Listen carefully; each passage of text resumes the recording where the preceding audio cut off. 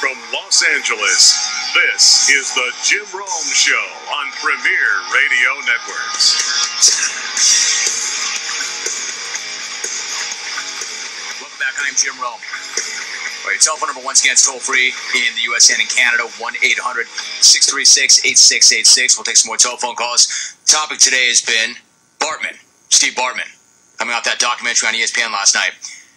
I'm joined right now by a major leaguer in his 6th year overall, all with Los Angeles, an all-star this year, a leading candidate for the National League MVP award, and in fact, nobody's won the Triple Crown in 74 years in the National League.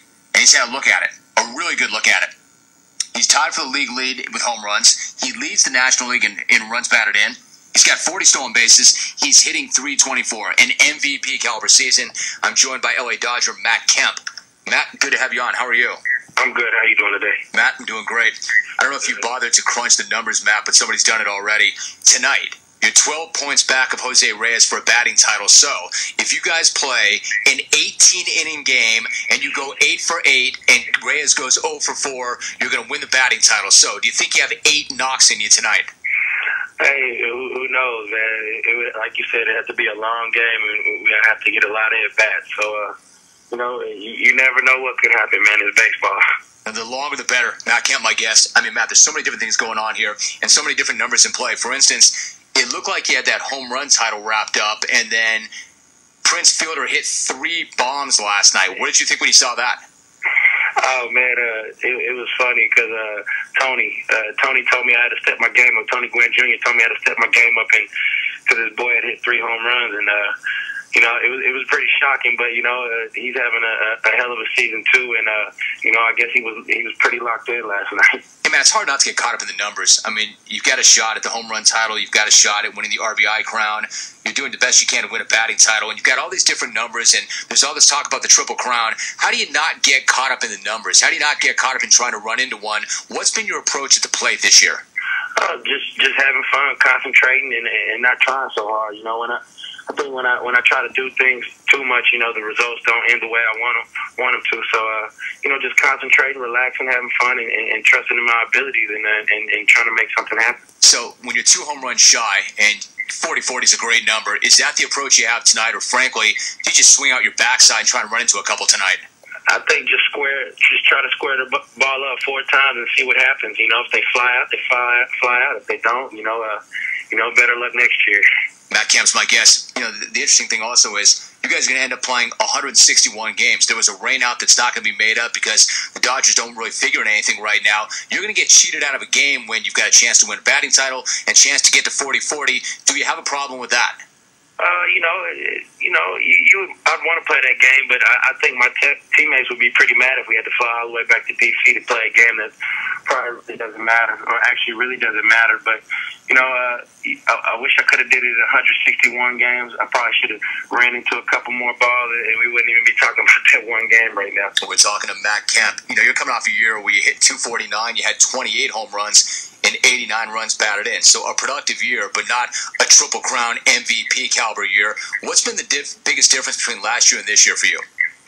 I think just relaxing, having fun, and not trying to do too much. Trying to have more consistent at bats and going up there and with a plan and going with that plan. Studying the game more and seeing what pitchers are doing. To me and just adjust. That's the main thing. Just adjust and having good at bats. But it sounds like you made a conscious effort. It sounds like you really thought it through. That you kind of got your head right or to a different place. That you came up with a different plan. I mean, where did it come from? Did somebody sit you down and say, "Hey, listen, we got to work through this," or did you come to this yourself? I think in spring training it was just shortening up my swing a little bit. Sometimes my swing gets a little long, and sometimes I get impatient at the plate and swinging at bad pitches. So, I had to shorten up my swing and shorten up my stride and get good pitches to hit. And when you get good pitches to hit, you usually get pretty good results if you put a good swing on the ball. Yeah, how do you explain having the year you had in a season where you don't have a lot of support, frankly, in the lineup? The team itself had distractions almost every single day, and the team really hasn't been really competitive until late, yet you had your best year ever by far. How do you explain that? You know, it's an unfortunate situation. You know what has gone on this year with our organization. But you know, I'm definitely proud of my team because we definitely you know fought back. I think we were 15, 16 games under 500. You know, going into the All-Star break, and then now we're like 3 games over 500. So we've been playing really good baseball, and you know, just trying to end on a positive note and go out with a bang. Matt Kemp's my guest. Hey, Matt, what's your gut tell you? Do you think you're going to get the nod and the vote for the MVP award? I don't know. I'm gonna leave it up to the riders. What do you think? You know, I think when I look at your numbers, I think that you're the guy. But you know, they're always going to say, how valuable is he really when the team's not going anywhere? I mean, obviously that's the obvious knock against you. I think you've got the numbers. I think you've had an amazing year statistically. I think the fact that Ryan Braun's playing on a team that's got a chance to do something is going to hurt. Oh yeah, you know. But I don't have a vote though. If that'll make you feel better. Yeah, no, it's all good. Ryan Braun is a special player, man. He's had a hell of a season too. And you know, he's one of my favorite players. I enjoy watching him and Prince and all those guys with Milwaukee. And you know, they have had a hell of a year, and they're doing big things this year. You know, nobody's won the Triple Crown in 74 years in the National League. I mean, do you even think it's possible? I mean, if you don't get it this year, could you come back next year and have another look at it? Is it possible to do? I mean, anything's possible if you put effort to it. You know, I tried my best to be the best, and you know, it almost happened. I still got a chance if I go 8 for 8. So we'll see what happens. You got to extend that thing tonight, man. You still have a chance, and he's got to take the caller and go 0 for 4. What would mean more to you, a batting title or a home run title? I like home runs, so home run. So me and Prince gonna have to duke it out tonight. What means more, 40 bags or a batting title? Batting title, definitely. That would be something that would be pretty special to do. Hey, look, I get that. I'm impressed though with the 40 bags. Talk about the 40 bags. I mean, did you go into the year thinking I could go 40-40? Definitely, I did. It was a goal that I set for myself. And you know, Davey Lopes has helped me so much with my base running. Him and you know, Maury Wells and Juan Pierre are 3 good base stealers that you know dominated base stealing when they're playing the game. And you know, I've had some great teachers that have taught me a lot. And you know, it's definitely my hats off to them because they've helped me a lot with what I've done successfully on the base. Those are brilliant base stealers. Let me ask you this: 40 bases, 40 bags. Does that take a pounding on your body over the course of a year? Oh, definitely it does. But you know, that's what you work for in the off season. You know, those 2 days, those long days when you're lifting weights and you know, grinding in the weight room. That's what that comes with. You know, just staying strong and you know, keeping my body right. That's what I have to do to be successful. It does take a pounding, but you know, got to train hard and you know, keep my body right. Hey, Matt, last thought. It seems to me that a lot of success you've had this year is because you just kind of kept it simple. You went up there with a plan, and you worked your plan, and you didn't overthink it. But you look beyond next year. Your contract expires after next year, and you're in your prime. You're putting up huge numbers. Do you have any idea how your free agency is going to play out? In other words, is this where you want to be, or is there a part of you that kind of wants to take a look around and see what's out there? No, I mean, this is the team, the organization that believed in me, that gave me a chance to come up here and do what I'm doing at the moment.